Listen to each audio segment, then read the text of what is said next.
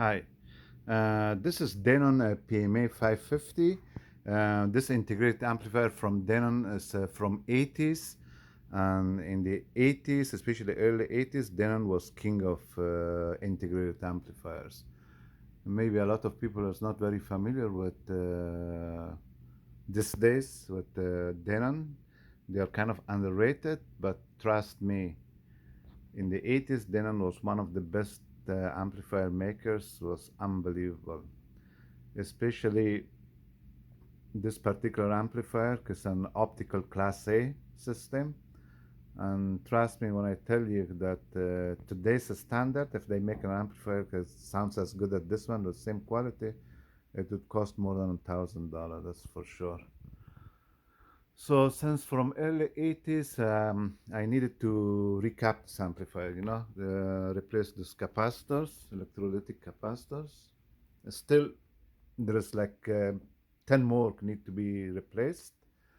And,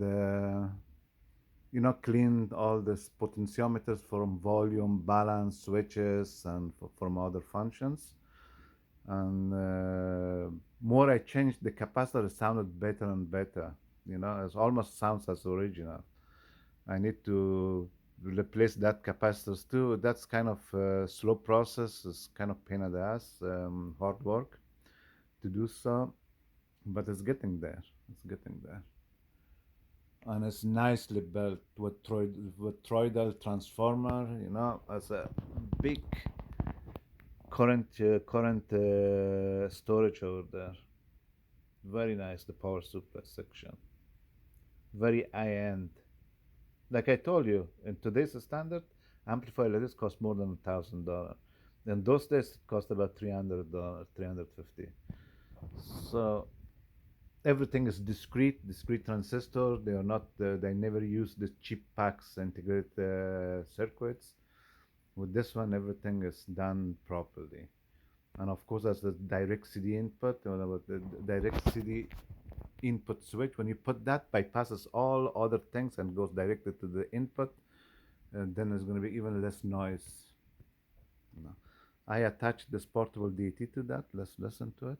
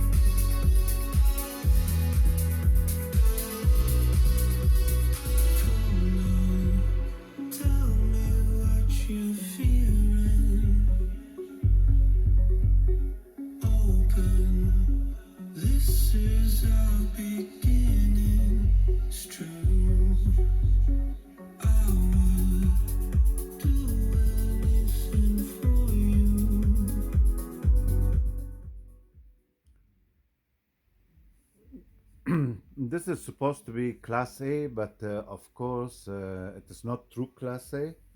But the way they built it, optical Class A, it works like Class A. But it's not true Class A, because with true Class A, you need a really, the amplifier must be huge in order to give you like 80 watt or 85 watt for channel. In 8 ohm and in 4 ohm, it's going to give you most probably like 120, 130, 140 watt per channel. So since Class A becomes very warm, the transistors, you need a really huge heat sinks, and the amplifier usually is huge.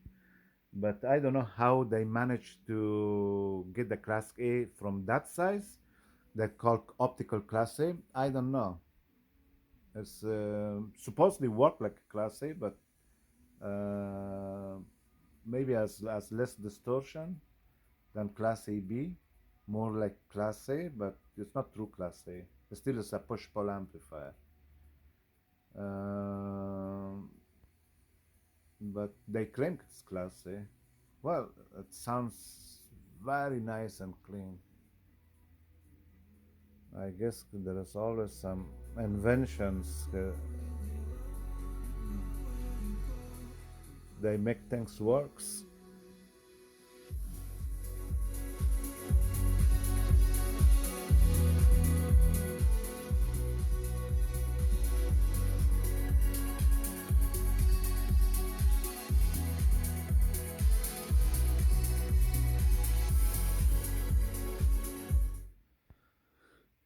One thing Denon is still very famous for, because still the people loves that their turntables, Denon's turntable, and anything Denon did on the 80s was fantastic. Even the cassette decks, still underrated, but they are fantastic cassette decks.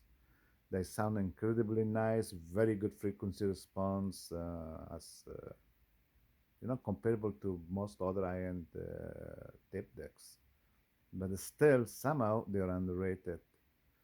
And then when it comes to the amplifier, that's a totally different story.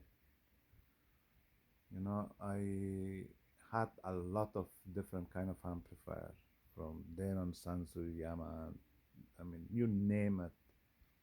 I heard it, or I fixed it, or I owned it. But with Denon, I was always very happy with that particular integrated amplifiers. So when I'm gonna finish the other 10 or more than 10 capacitors, then it's gonna sound incredibly nice and clean. That's the only thing the only problematic thing about the old amplifiers or any audio equipment, old vintage audio equipment, is the capacitors. And the capacitor after 30, 35 years is gonna, the value is gonna change. Some of them is gonna go completely bad and start to leak, or the value is gonna be different values, and of course change everything. So something get recapped. That's the most important thing. Any equipment get recapped is very important. That's one of the most important things, because that's the only components that usually go bad, or some resistors sometimes. But most of other components usually they don't go bad easily. Sometimes some transistors, the small ones, yeah.